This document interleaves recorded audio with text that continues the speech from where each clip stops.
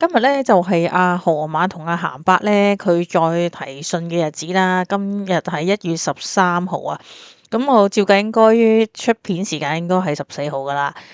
咁咧今日咁大嘅日子咧，梗係咧我自己親自去旁聽啦。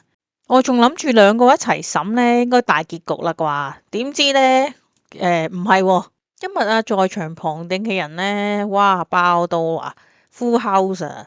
差唔多咧，嗰度有80個座位咧，都坐爆晒，仲有啲可能坐咗喺第二個法庭啦。咁本身咧就應該9點半就開庭嘅，但係咧好似都等咗差唔多去到9點40分度咧，先正式開庭啦。咁啊，第一個咧呢個第一被告啊，阿何圈咧就第一個入嚟個法庭先嘅。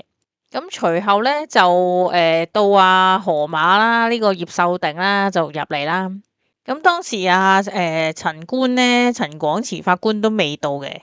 其實當場咧都有見到咧，除咗庭警之外啦，或者啲 security 之外啦，咁仲有咧係見到一個白色恤衫，可能係督察啦，3粒花嘅，即係都有幾個高層啲嘅警察喺度維持秩序啦，即係望住啲旁聽者有冇啲乜嘢不守秩序嘅行為啦。咁當然都會留意住嗰啲旁聽者同呢啲被告會唔會產生一啲即係呢啲口角啊，或者係啲肢體碰撞咁樣啦。咁當時咧我就坐咗最高最頂嗰一排凳嘅，咁啊可以觀摩到咧成個法庭嘅情況啦。咁當時我就見咸伯咧何圈咧就都好冷靜咁樣入咗去法庭嘅喎，咁有個人去陪住佢嘅。咁佢見佢都好似，但係比我想象中咧，佢係比較老啦，同埋瘦嘅。咁隔咗冇耐咧，咁就到阿河馬咧葉秀定出場啦。其實當時咧，好似佢入嚟個法庭嘅時候咧，係有少少擾擾攘攘咁嘅，但係咧就唔知發生咩事。咁我睇翻嗰個群組咧，Facebook 群組咧，嗰個阿 lunch 哥咧就話佢咧，好似係話自己好驚。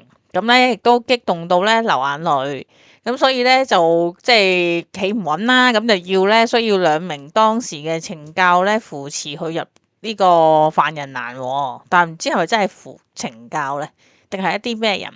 咁總之要人傍住佢入犯人欄啦。咁當時咧，阿河馬一進場咧就哇全場起哄啊，一陣噓一聲啦，咁樣跟住嗰度嘅庭警即刻咧就咁樣啦，即係表示咧大家要安靜啦、肅靜啦。其實當時咧2位被告咧都係坐咗喺即係隔離啦，咁啊但係又中間有啲庭警啊、保安就隔開咗嘅。咁但係當時見咧，其實阿何圈咧就好即係好冷靜、好安靜咁坐喺度嘅。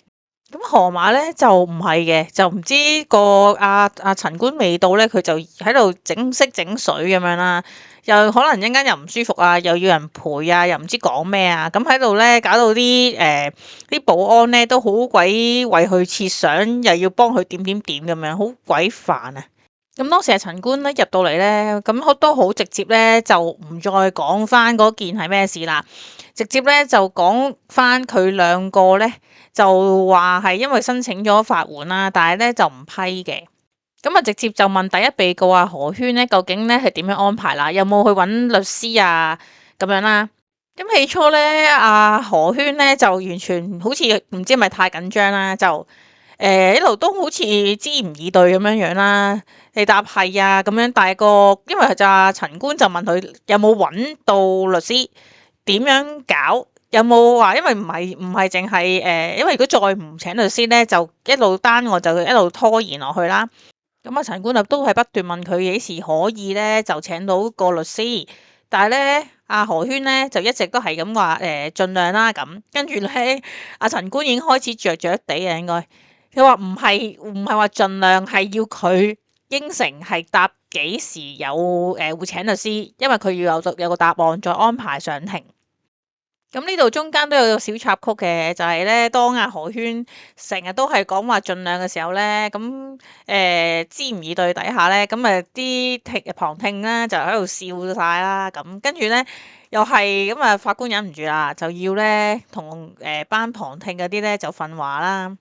就話咧就要俾翻啲同理心咁樣，仲要話咧雖然咧佢哋離開咗法庭咧，俾人圍咧都佢係法庭理唔到嘅，咁但係佢哋都話佢唔即係盡量唔好做呢啲嘢啦。好啦，咁後來咧咁就再問翻阿何圈咧，咁佢終於都明啦，就話係要佢承認即係應承咗法官咧，下一次就話會請呢個律師幫手幫佢打嘅。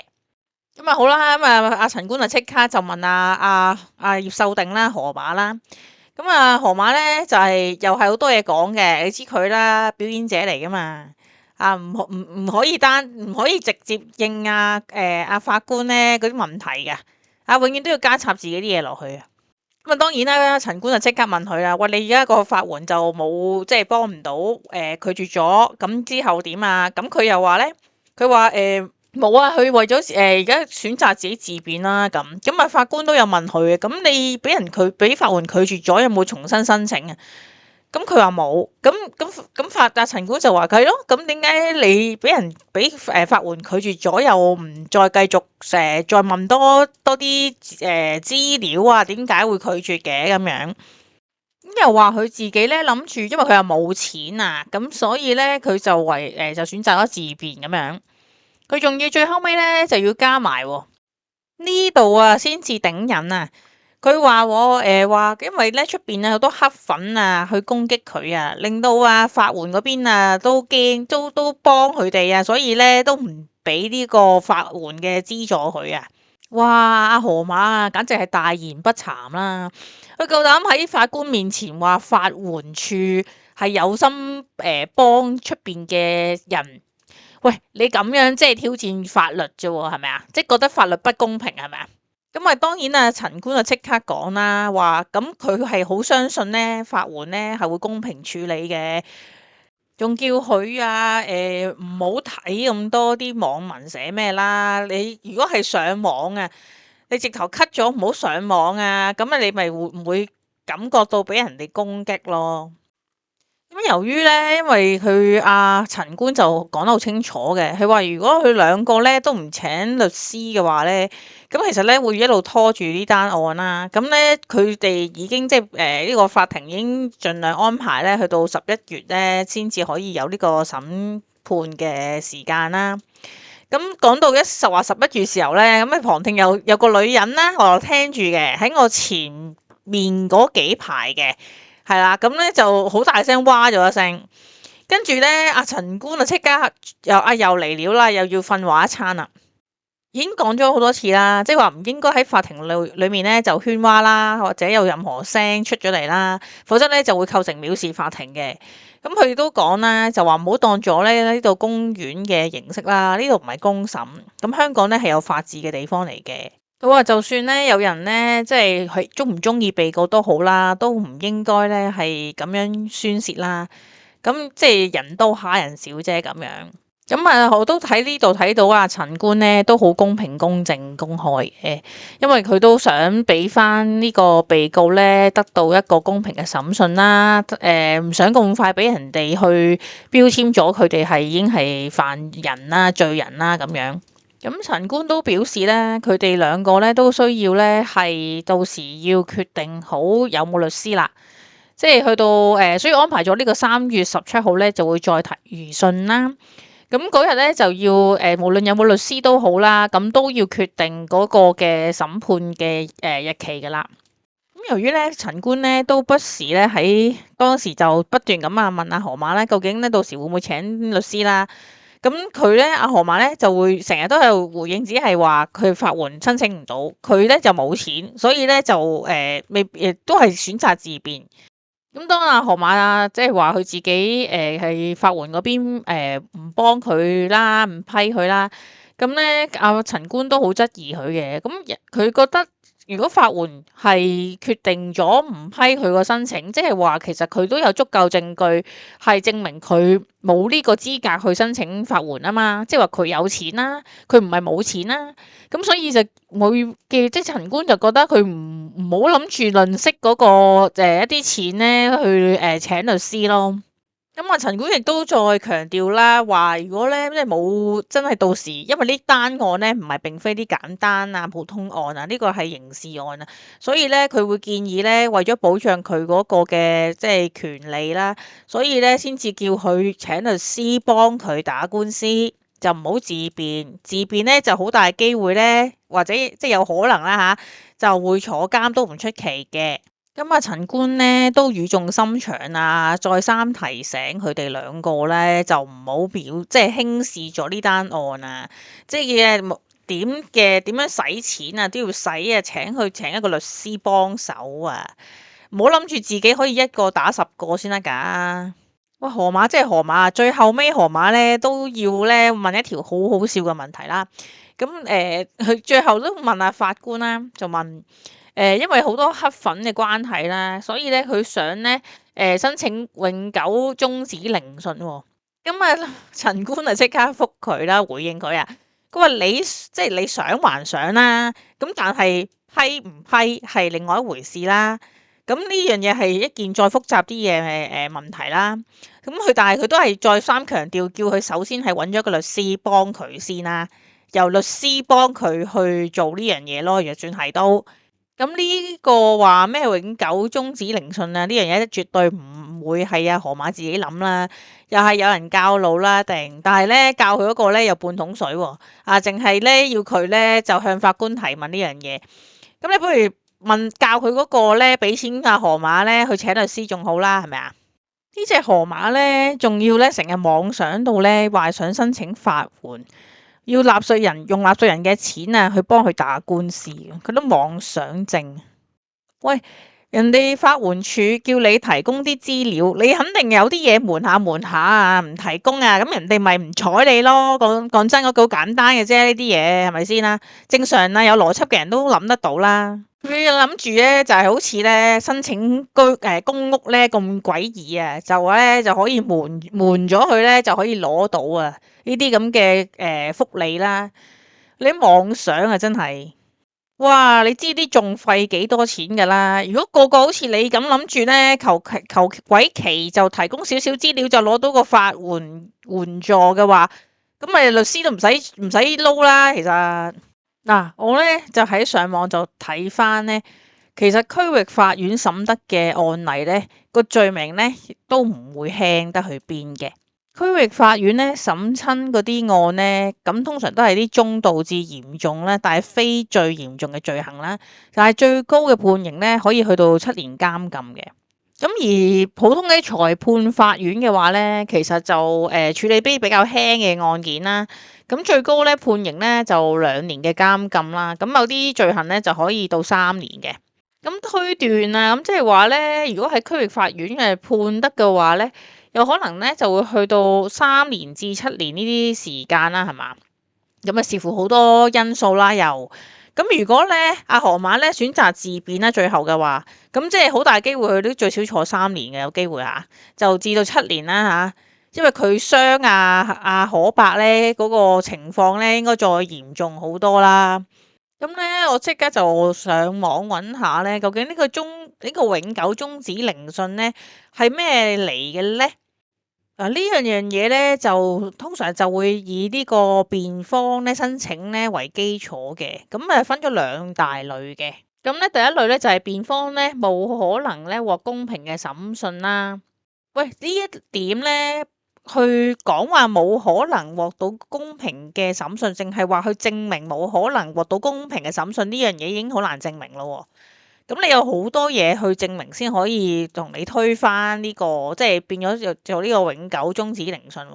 但係其實控方嗰邊咧已經攞晒證據啦嘛，因為有晒你哋即係打人嗰啲，即係有傷咗啦，又報警啦，又入院啦，又驗傷啦，咁各樣那樣呢啲嘅證據其實都已經可以，即係呢一點已經可以推翻啦，咁冇得好賴噶咯喎。咁當然啦，咁如果河馬真係請到，即係何圈同河馬請到律師嘅話咧，咁有可能呢個好少少嘅律師咧就會幫佢哋可以抗辯嘅。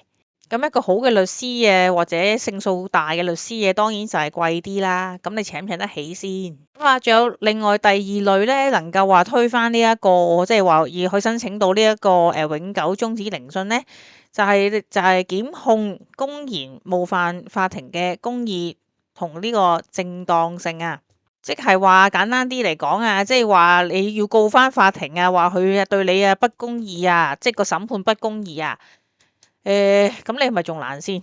即係呢個係再難啲啦，嗰個程度，河馬你都唔使諗噶啦，你唔好諗住用呢個永久終止聆訊咧嚟避開審訊啊！我係你嘅話咧，就乖乖地就揾個律師揾人借錢好，揾你啲鄉下啲親人借錢好，咩都好啦。總之就揾個律師否則咧你坐嘅機會都好大嘅。咁睇下坐幾多年啦，應該都要以年計嘅。咁當然啦，嗱你覺得你唔認罪都冇問題㗎。我都估到你唔會認罪㗎啦，咁冇問題嘅，咪食即我哋嘅香港嘅納稅人嘅飯咯。我哋香港人夾錢俾你食飯有乜所謂啊？最緊要你入監坐啫嘛。最後咧，控方律師咧都就提醒陳官啊，佢話上次原來鹹伯咧佢係冇留低佢啲旅遊證件嘅，咁今次咧陳官都好好嘅，好有同理心啊，就唔想咧鹹伯咧周圍走啦，見佢好似好老咁樣，咁咧就索性唔使去再去報到啦，就索性就去留低個呢啲旅遊證件俾法庭。咁咧就唔使再去呢個警署報到，咁完咗事啦。咁當然河馬咧，佢啲旅遊證件都要 keep 住啦，即係都要法庭保管住。咁等佢冇得翻去大陸啦，冇得離開啦，冇得著草啦。咁3月17號咧就應該都冇咩睇㗎啦，純粹係睇下個法官點樣判佢哋幾時審啦。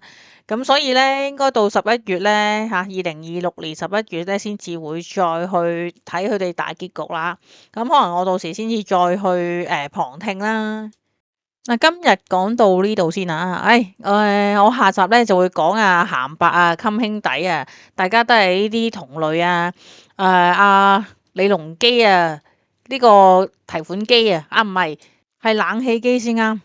臨走前記得訂閱埋啦，俾埋個 like 啦，同埋可以或者留言俾我講下你哋嘅感受啊。對於河馬同鹹伯咧，佢嘅大結局咧有咩嘢預測咧，可以都寫俾我。咁下集再傾，拜拜。